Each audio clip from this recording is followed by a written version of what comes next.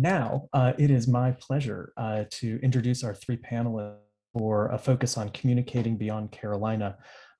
We have three fantastic panelists to kick off this portion of the day.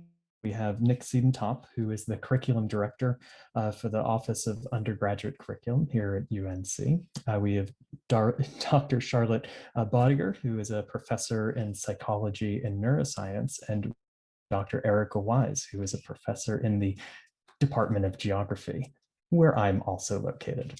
Thank you all so much for taking the time to join us. And I believe, Nick, you were going to kick it off. Each panelist will take about 10 to 12 minutes, and then we'll have time for discussion, Q&A, and the such. So thank you. Great. Thanks, John. I appreciate the invitation and happy to be here. I do have a few slides to walk through, so I'm going to go ahead and share my screen, get that set up real quick. Great. Again, thanks very much for the invitation. I'm delighted to be here and to share the stage with my other panelists.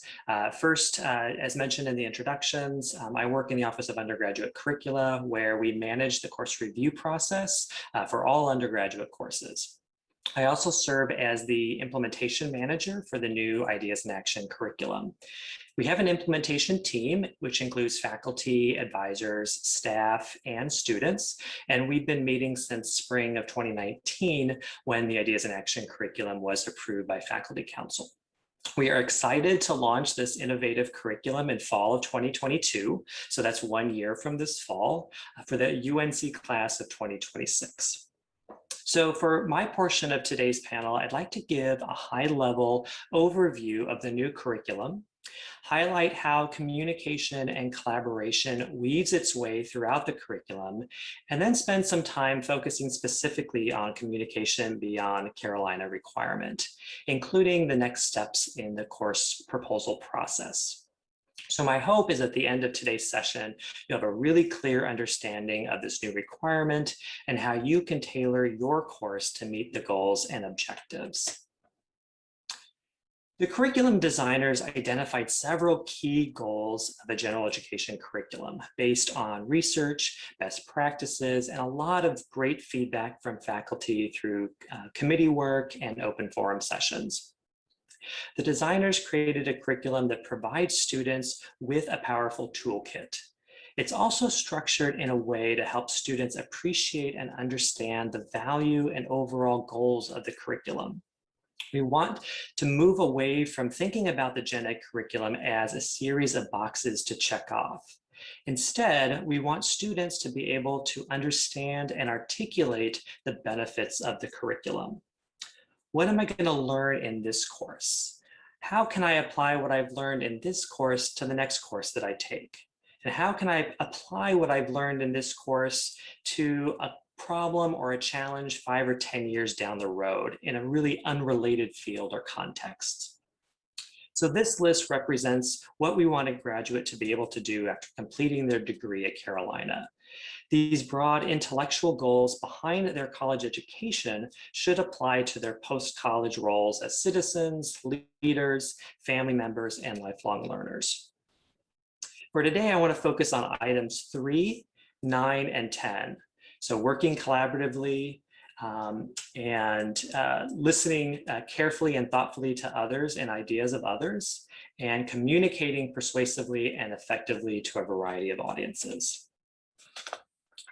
So I think this image provides a nice visual representation of the three main areas of the new Ideas in Action curriculum: first-year foundations, focus capacities, and the reflection and integration, and how they intersect with the major. It also shows this forward motion, providing that call to action at the end of the journey. Again, we want students to be able to understand how these capacities and skills will help them be successful beyond Carolina. And communication and collaboration are infused throughout this curriculum. I'm going to provide just a couple quick examples in the three main areas. This slide identifies the first-year foundations requirements. These are the courses that should be completed in the first 2 semesters at Carolina. With first-year seminars and first-year launches, students are in a small class, often working in groups on projects and activities throughout the semester.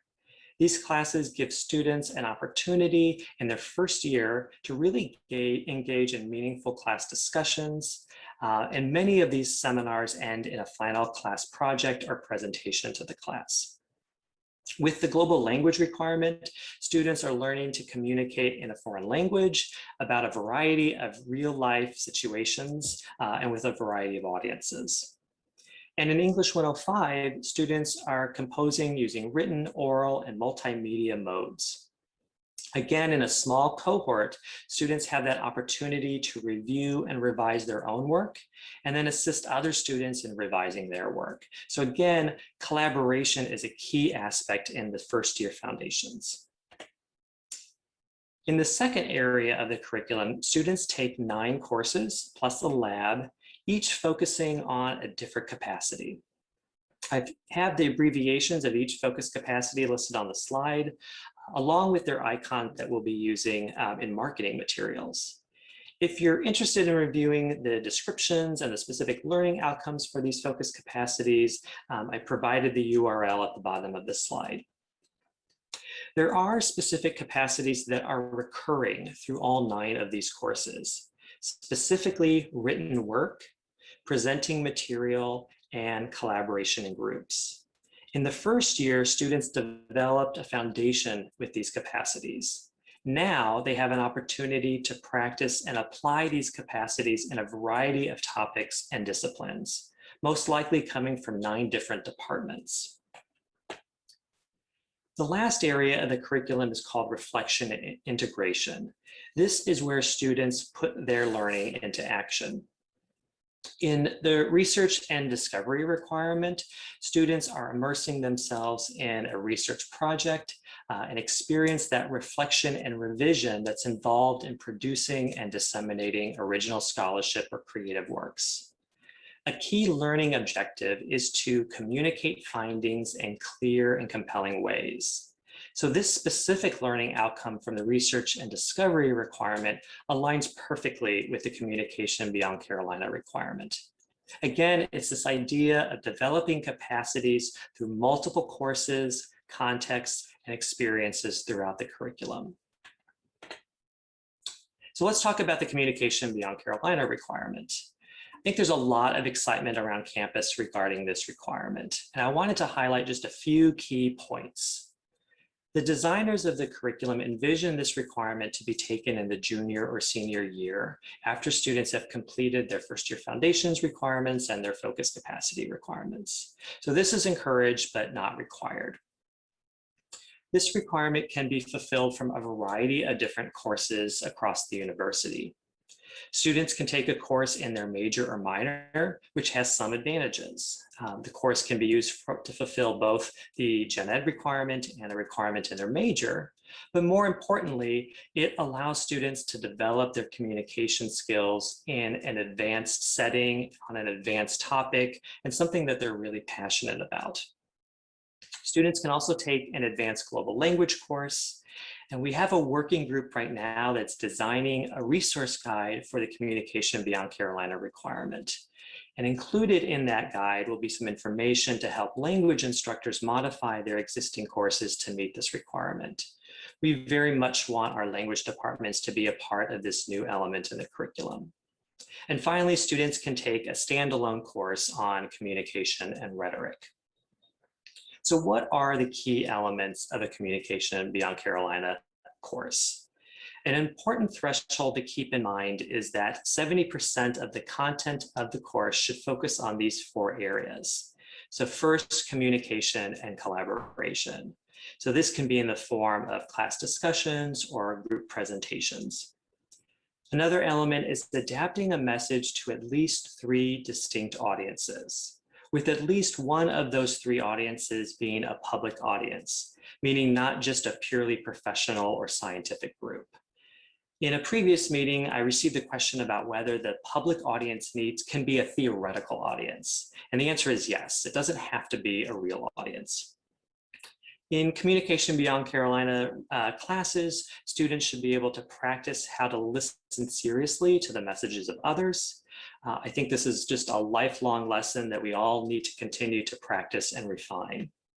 And finally, the course should have opportunities for students to offer and receive feedback from peers and audience. I think this requirement has the potential to really be a transformative experience for students. And in many respects, this is the culminating experience in terms of communication and collaboration elements in the Ideas in Action curriculum. This is the course where students will have ample opportunities to practice and refine their skills to be effective communicators in life beyond the classroom. As I mentioned before, this requirement can be fulfilled from a variety of different courses and departments. And here's just a list of a few examples. With Communication 113, this course focuses entirely on public speaking and rhetoric. Professor Wise has incorporated these elements into her upper level geography courses, which you're going to hear more about later in this hour. And in public policy, there's a senior honors thesis course where students have an opportunity to integrate and apply their academic knowledge and skills in a real world policy environment. So students are working in teams as consultants for government agencies or nonprofit organizations. And then I just wanted to touch on a couple timeline dates to keep in mind. So again, I mentioned that we have a group that's working on a faculty guide to help instructors revise their existing courses. We hope to be able to publish that guide early summer of 2021, and we'll publish it on our undergraduate curricula website, where I have a link to that site down here on the bottom right. In terms of timeline, our next course proposal deadline is October 15th for a fall 2022 launch. We'll have a faculty committee review those syllabi between October and the beginning of March, with registration for our transfer students beginning next April and registration for our incoming first-year students beginning next summer. And I've also just provided a link to the KIM system for submitting your course proposals.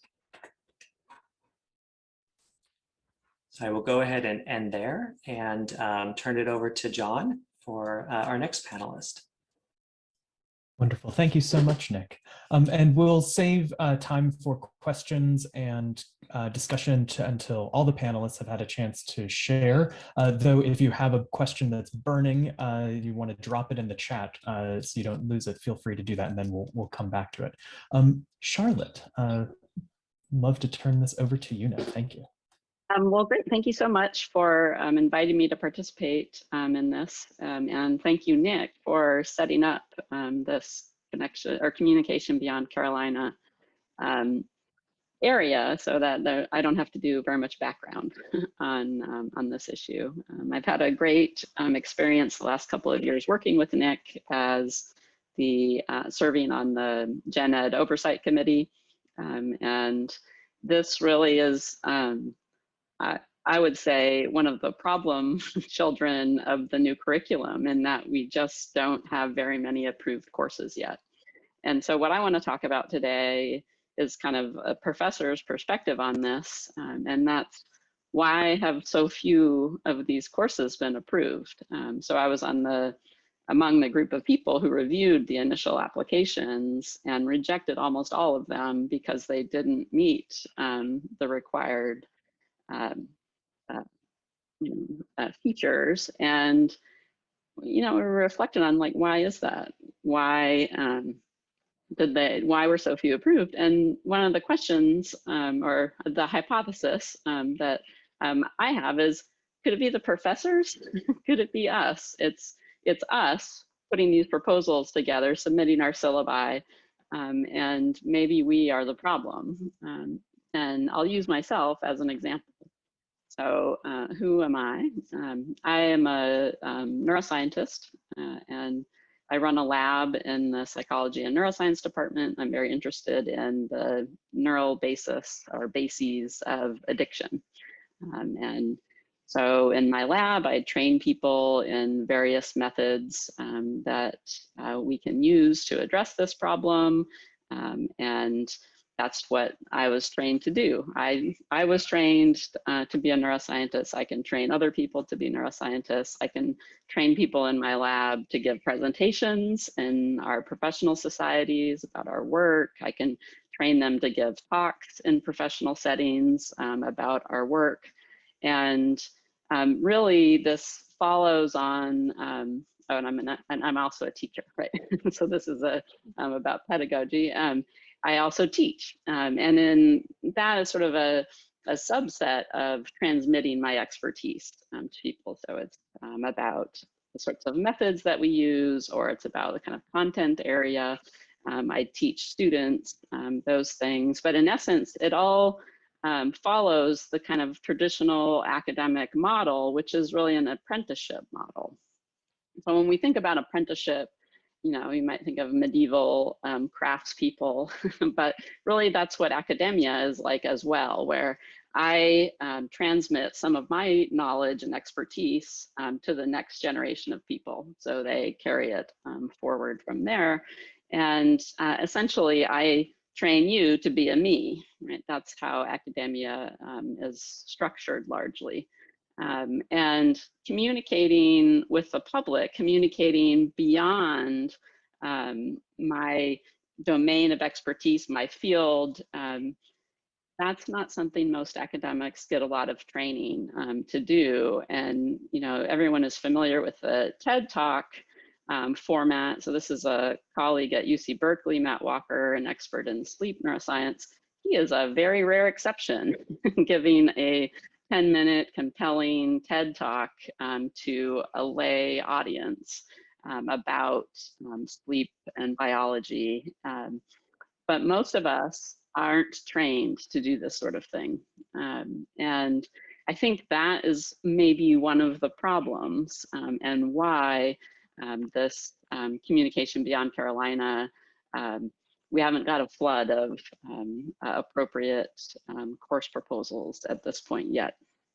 And so Nick very nicely highlighted the critical aspects of the new curriculum piece, and I want to highlight a few different things. So one of them, and you know, this is near the beginning and where faculty may have stopped reading before they submitted their proposals, students need to learn to persuasively convey knowledge, ideas, information to multiple audiences, listen and get information from others.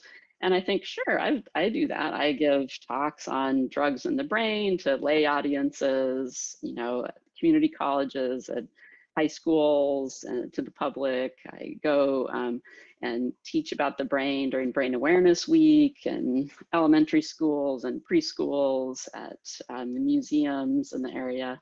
And I train other people to do that. It's something we actively engage our students in doing. But that isn't really the same as convincing people of things.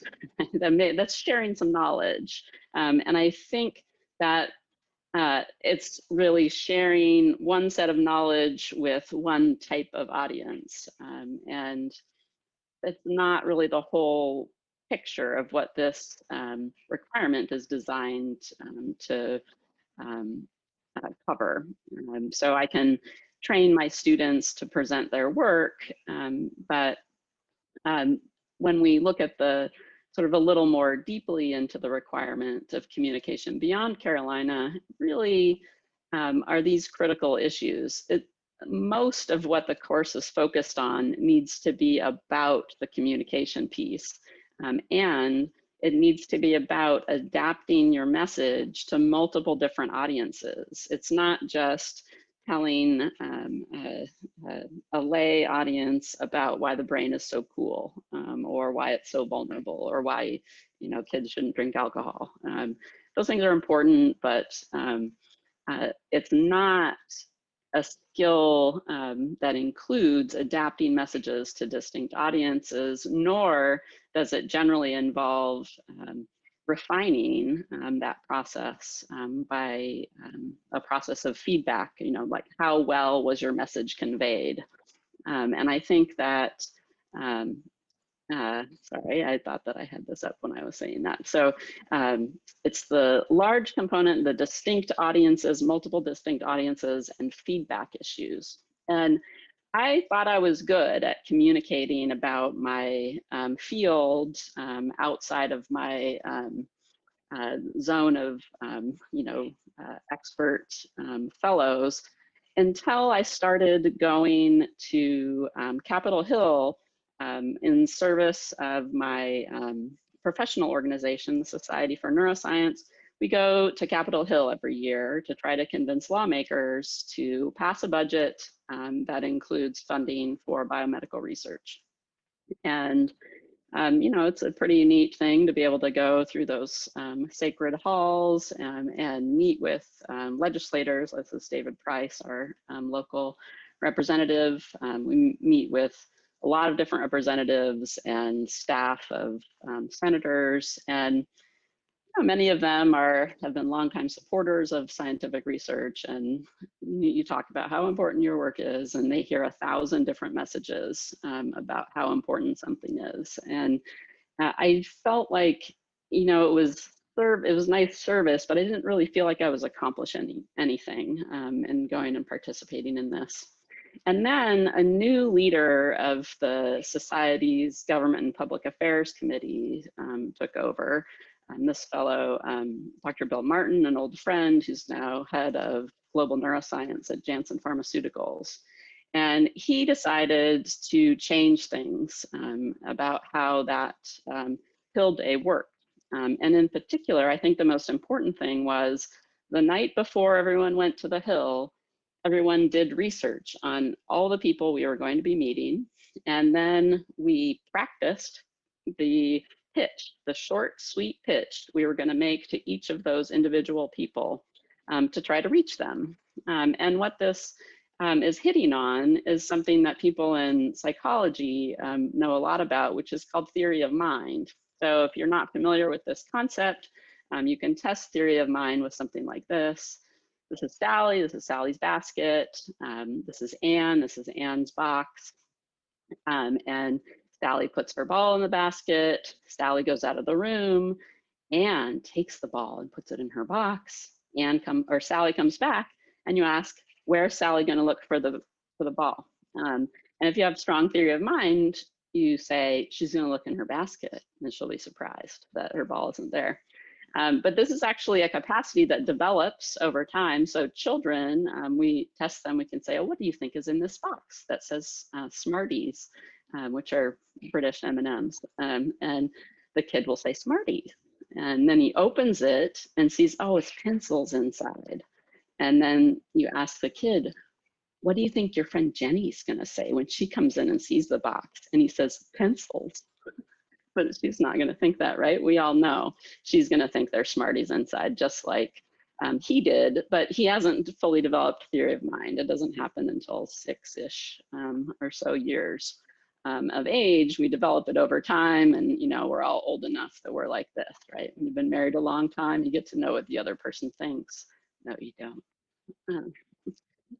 And using this kind of theory of mind work, we went into Hill Day in 2018, and I was talking to a legislator who I knew only cared about veterans and active duty military. And so I started my talk with her by saying, 30% of active duty military suffer from substance use disorders. It's a problem that affects veterans. We don't have enough treatments available. We need to understand how these disorders affect the brain so we can develop better ways to treat these people who observed us. And that, that got her attention. We talked to another legislator who only cared about cancer. And I said, alcohol misuse is a leading cause of all types of cancers. It's a major risk factor. Interest, right? So we need to figure out ways to help people not misuse alcohol, and we can present cancer that way. Another legislator who only cared about jobs. And I'm like, well, there's something called a multiplier. And for every job directly funded by an NIH grant in the state of North Carolina, that makes 14 jobs. And that gets his attention. And one of the problems with our government is that for 22 years in a row, we didn't pass a budget on time. And what that does is it leaves scientists in the lurch, waiting for their grant to get funded. And I told a story about my postdoc who had submitted a grant, peer review. It got the best possible score that an NIH grant can get, a 10, it's the best score. And she had been waiting for a year to get her notice of award because continuing resolution, continuing resolution, continuing resolution. The Institute doesn't have a budget. They can't award awards unless they have a budget. And I had a chance to tell that little story to Roy Blunt. And, you know, I'm not saying I'm responsible, but I will say that in 2018, later that year, for the first time in 22 years, Congress passed a budget. And it felt like we had done something different. And other allied organizations, I think, tried something different. And it made me feel like I had efficacy. And it showed me that even though I thought that I knew about communicating outside of my area of expertise, the ability to really like reach and persuade was something that even at that late stage of my career, I needed more education about. And so what this makes me want to say, oh, sorry, I'm gonna end with just one last piece. So the class must include at least 3 distinct audiences. Communications is designed for at least 3 distinct audiences, and one of them must be a public one. So not just think, pair, share within the classroom, not just students giving a presentation to their classmates. We need to go beyond that with this requirement in the curriculum. And I think that in order to do that, we have to follow what the curriculum included, which is that the college will provide resources to help instructors fulfill these outcomes. And what I would propose is that many of us have not the adequate preparation to do this work. And we need to train the trainers so that we're able to effectively do what this piece of the new curriculum is designed to do. And as we are the People's University, I think if we succeed in this, it's a way of multiplying the education that we give to the students are here. They can take out to the rest of the state who are not able to actually attend.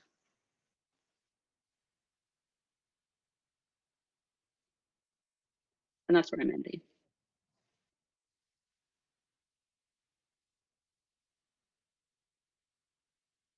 And I'll, I guess, turn it back over to John. Thank you so much, Charlotte. That was fantastic. And I would love for you to, for any ideas that I come up with, I'm going to pass them along to you so you can march your way to Capitol Hill and change minds.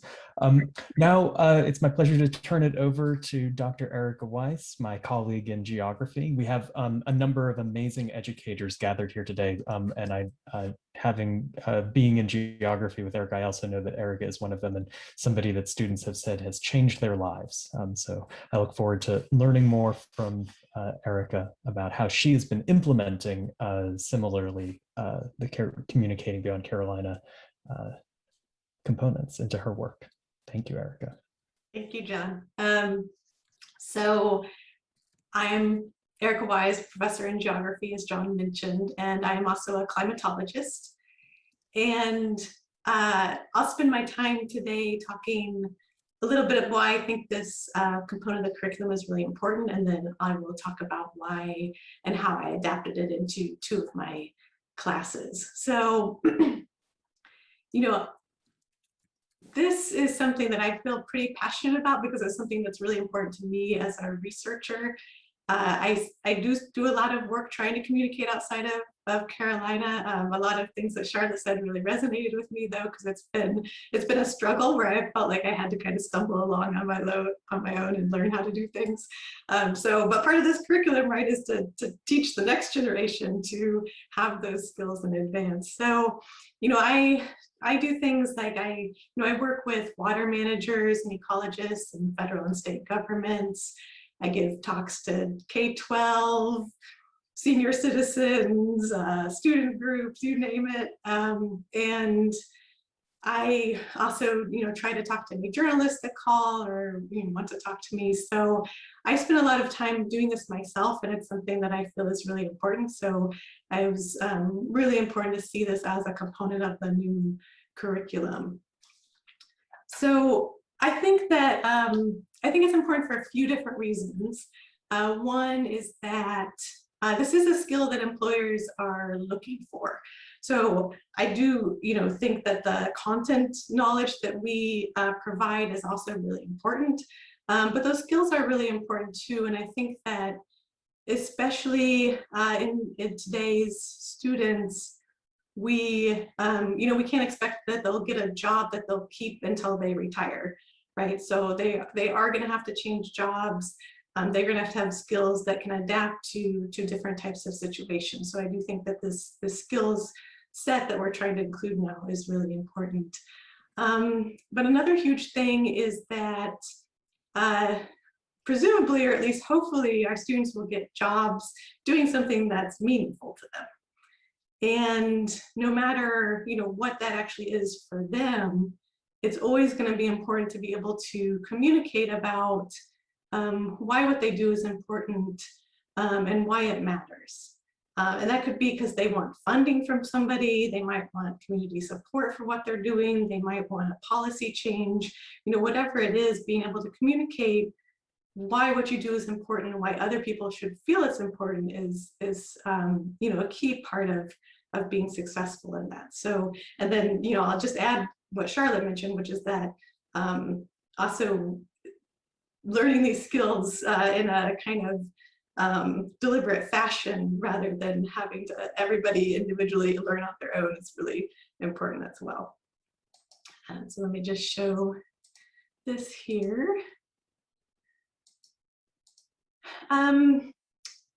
I wanted to bring this up because this is, so this was part of the guidelines for developing syllabi and some of these syllabi to qualify for this course requirement. And I just wanted to highlight this one part too that I also think is really important, which is that there was the emphasis on this learning to listen and understanding the views and ideas of others.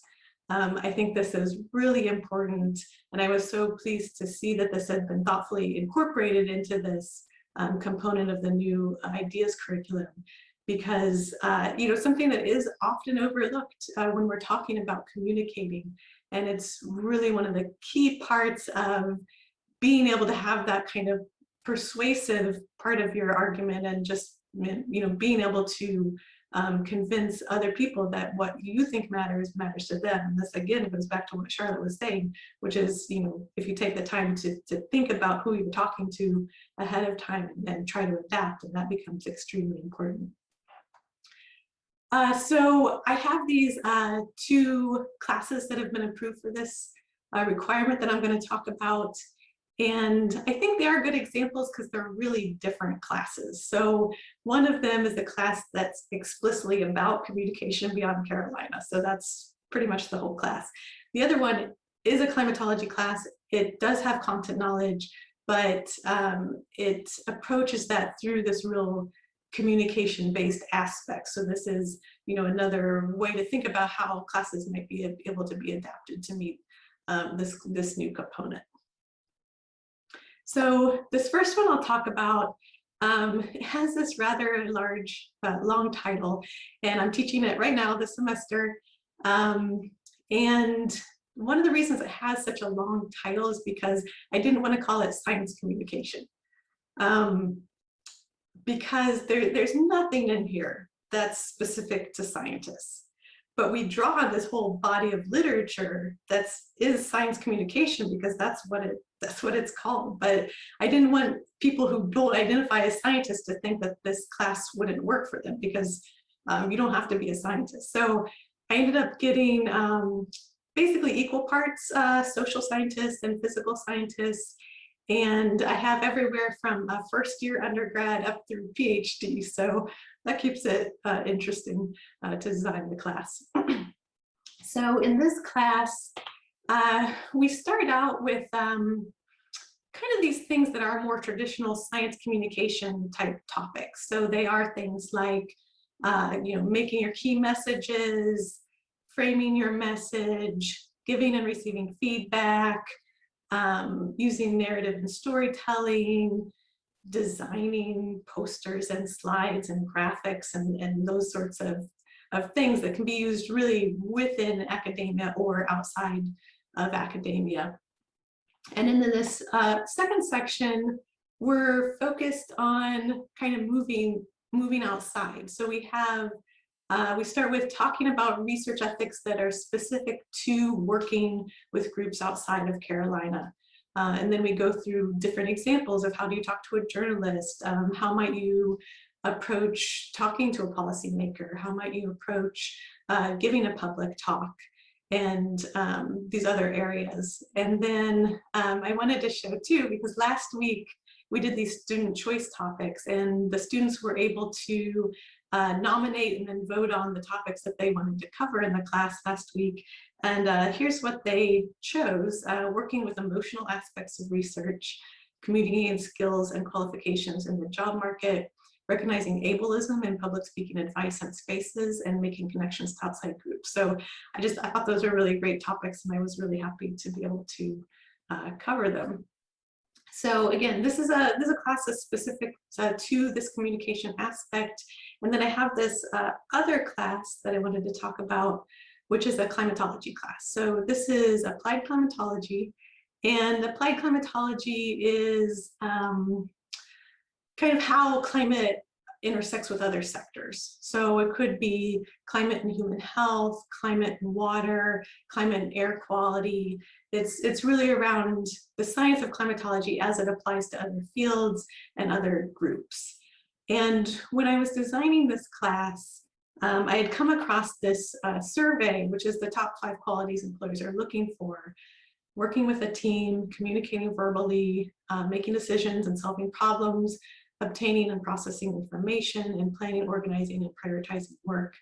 So I think in those slides that Nick showed about the overall new curriculum, you can see that these are specifically addressed throughout that curriculum. So I tried to design this class too around kind of working on all of those skill sets. So we use this module-based approach where we have a particular applied climate topic, but people work together in teams to kind of solve that problem and then communicate the results of their research. So we do that in a few different ways. So they're doing these kind of team modules, and kind of parallel to that, they're working on a topic that's specifically interesting to them in the realm of applied climatology. And we end up having 2 team oral presentations, 2 individual oral presentations, 3 poster presentations. 2 of them are digital, which is what's shown here. This is the Odom Institute Social Computing Room. And one is a paper one, which was in that last slide, and that's courtesy of the geography department. And then one individual written paper as well. So again, you get these kind of small group discussions around posters. You get those full class kind of traditional style presentations. And then you have this idea of like, how would you aim this presentation if it was to address somebody like a water manager or a air quality manager. So I'm just going to end with that. I just wanted to point out that, of course, not all faculty are going to want to design a communication class that's specifically about communication, but I think that there are a lot of different ways that existing classes could be reconfigured to really address this communication aspect and kind of focus on this idea of audiences and again, back to listening. So thanks. Wonderful. Thank you so much, Nick and Charlotte and Erika.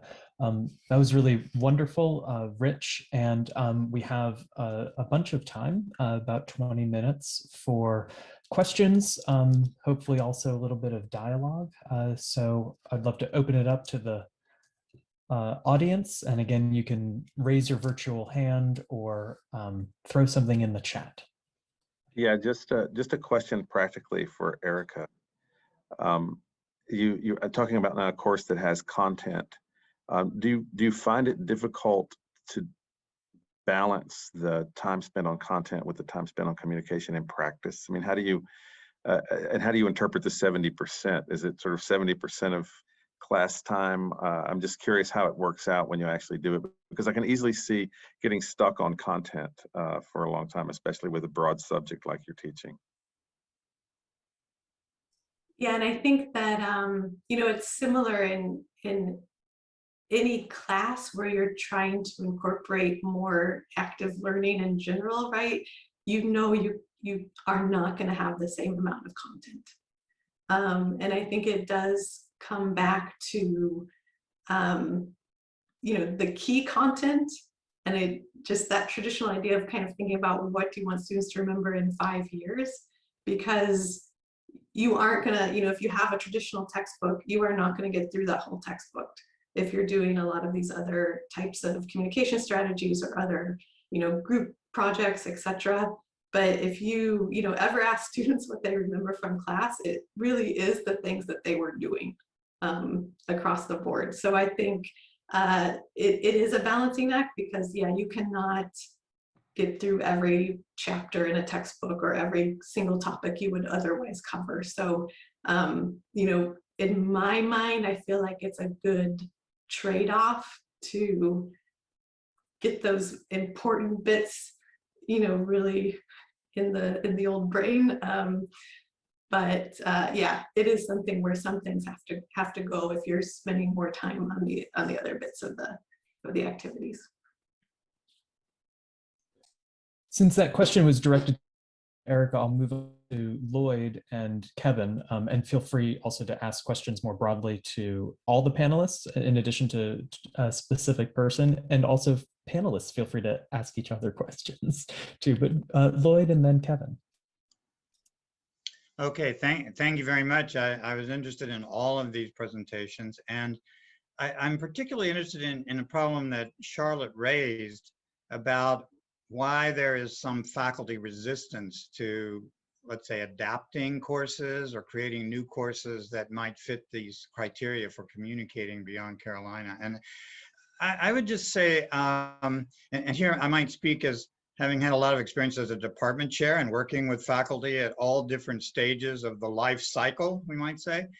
But there is so much pressure on younger faculty to get their first books and publications out, to get tenure, to do what they have to do, to really reconceptualize their teaching is a huge challenge. And then mid-career faculty are often really at a takeoff point in international organizations, national professional groups.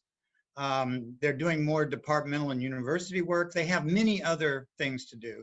And then faculty, as they approach the end of their career, they say, oh gosh, I just don't have the time or energy to recalibrate my course.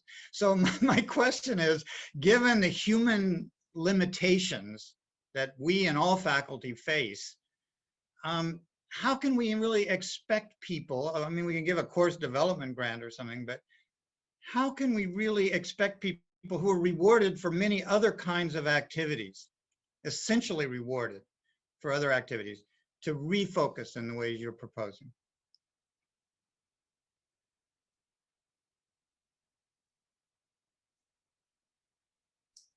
I can just say, just one example is kind of using, I have just from geography, one thing that we did was we have faculty retreats every year or every semester, and I'm sure a lot of departments do this, and they sometimes are very long faculty meetings that last an entire day. But in geography, we actually did it, it was only about redesigning your classes and for the new curriculum. So we actually spent the entire 6 hours or whatever it was focused on this. And even though people feel like they don't have time to think about it, in some cases it can, if you're able to concentrate for a select period, you actually can make a lot of advancement in that. So I think sometimes, I mean, this is not going to work for everyone. Some people are still going to be resistant, of course. But I think that there are ways that you could maybe select time as a group, because it also helps to be able to talk to other people about this stuff, to really focus on kind of making those changes. So that's just one idea. I think really it's a great question, great point, Lloyd. And I think there's, one way to help with this is to kind of showcase some of the benefits that students are getting out of these types of experiences, these types of opportunities to continue to practice and refine their skills, fail at certain things and learn from those failures, and then kind of bring back some of those success stories to particular instructors and departments. Like Erika mentioned, it's not maybe going to be the right course for every instructor and a faculty member in a department, but there may be, which is some conversations, it might spark some real interest by, just a few members from a department. Yeah, this is something that I could incorporate by just doing these few small changes to what I'm already doing, and if we've got, some nice resources to help instructors with that scaffolding approach to, presentations, to, developing some really nice rubrics that can be tailored to a particular course. I think that just having that conversation with a few members can really get folks kind of motivated and kind of see how it could play out in their course, and might be a great opportunity there. Charlotte, did you want to add anything to that? I'm not sure that I have a good answer to it. I think that's something that bears thinking about, and it makes me reflect on theory of mind. So what is it that faculty care about, and how can you make them care about this, or show them that this will help them achieve their aims? And I think that it doesn't actually require a tremendous amount of time. I think that, we're reasonably bright, the people who are faculty members, and reasonably good at learning things. That's how we got here in general. And I think that it just simply isn't something that's been prioritized in our careers for most people. And, I think that if the university is able to communicate that it matters, maybe it could be incorporated somehow in the annual report we have to fill out. That's evolved in the last several years, for example, to value mentoring of junior faculty and things of that nature. I think that's,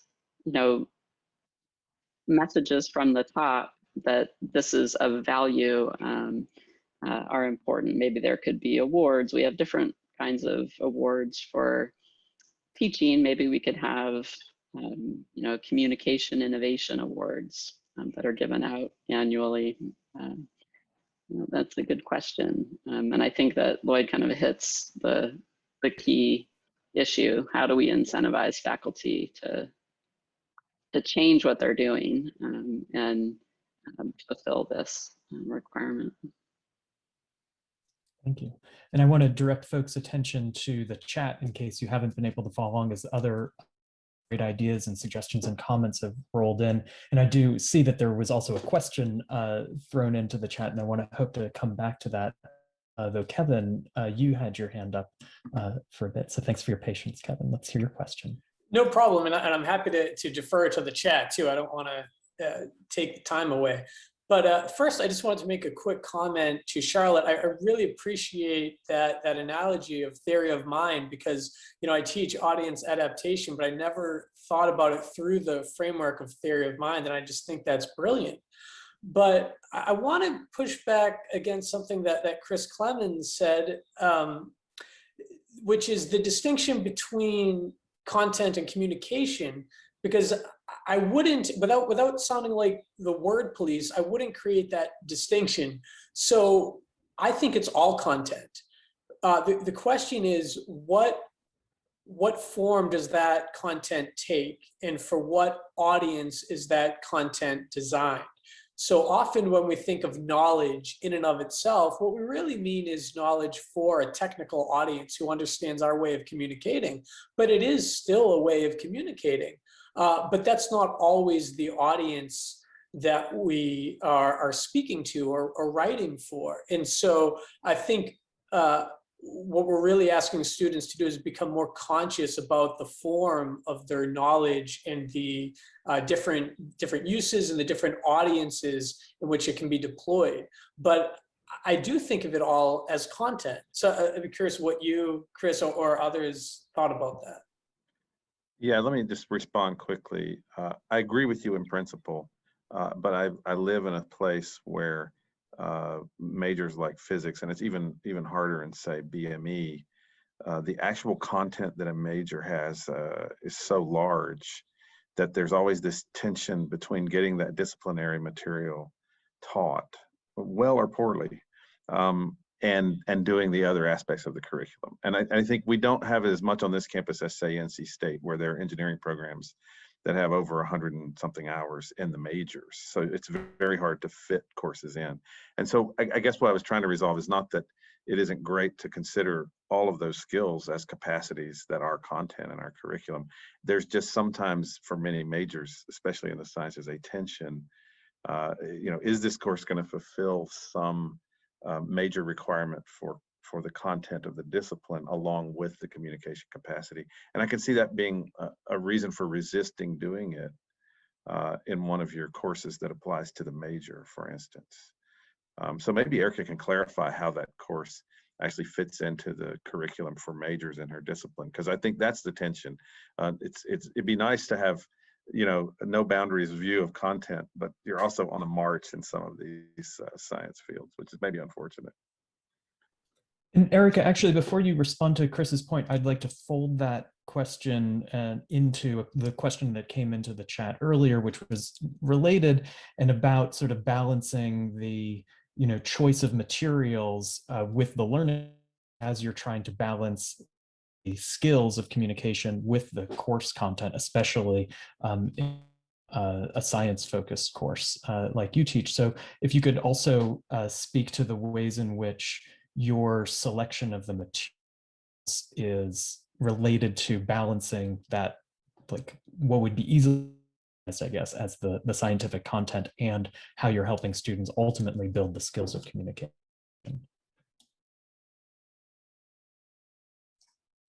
Yeah, I think, I think a lot of the kind of,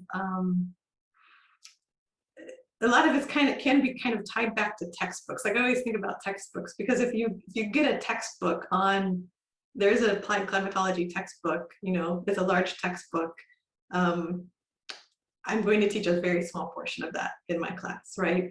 So it's kind of like we have these guides, our textbook Bibles about what the content is supposed to be that we're teaching on a certain subject.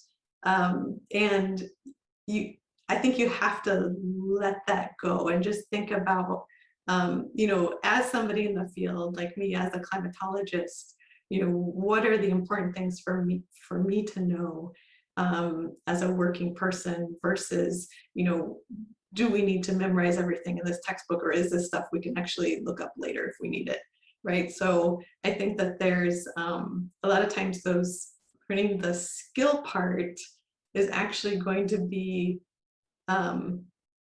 as important, because you can take your skills and adapt to new knowledge more easily. And I think that when I think back to my own undergraduate experience and how many of the things that I learned did I retain, I would say it's very, very little, right? Because I've learned back over time through reinforcement of things that were key. So I think that it's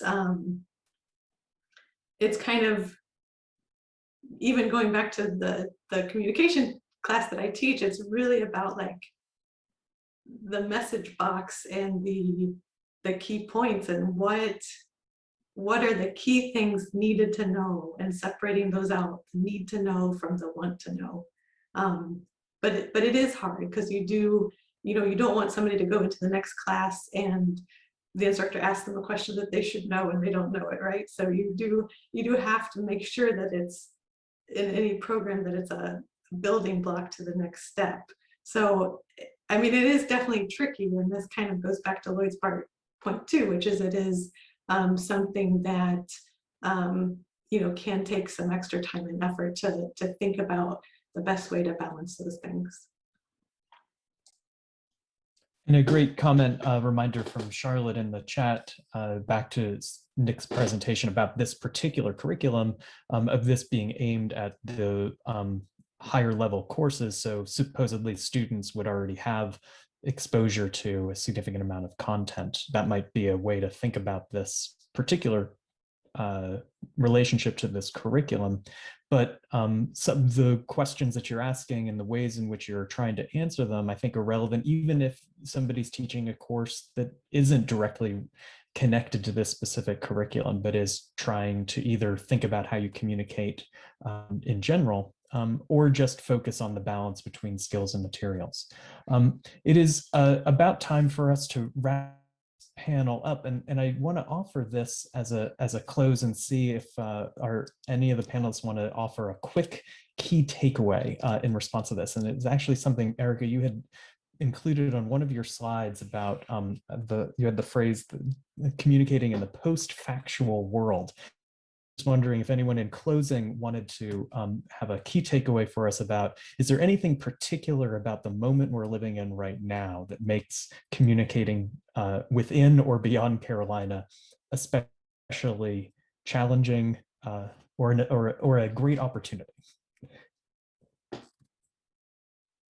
Yeah, I mean, I think we all have great ideas and great concepts and great products we want to pursue, products we want to launch. But the only way to really do that is to successfully communicate your message and your ideas to a lot of different audiences. So this is the opportunity to practice that, to be able to refine those skills, you know, in a classroom and fail and learn from those experiences. And I would say too that we've kind of seen the peril of staying stuck in our bubbles, right? And for the last 4 or 5 years. And I think that this requirement is going to be essential for helping mitigate that issue going forward. Yeah, and I again would just come back to the listening component. I think that that's one thing that has maybe gotten worse in more recent time is the lack of listening to perspectives different from your own. And I think that, again, stressing that part of communication is trying to put yourself in somebody else's shoes and thinking about what is important to them instead of talking at them. I think that that is another skill that's going to be really vital going forward. Wonderful. Well, thank you all so much. It was a pleasure to listen to you all, to be part of this conversation. Thank you everyone to your questions and comments and contributions to the chat.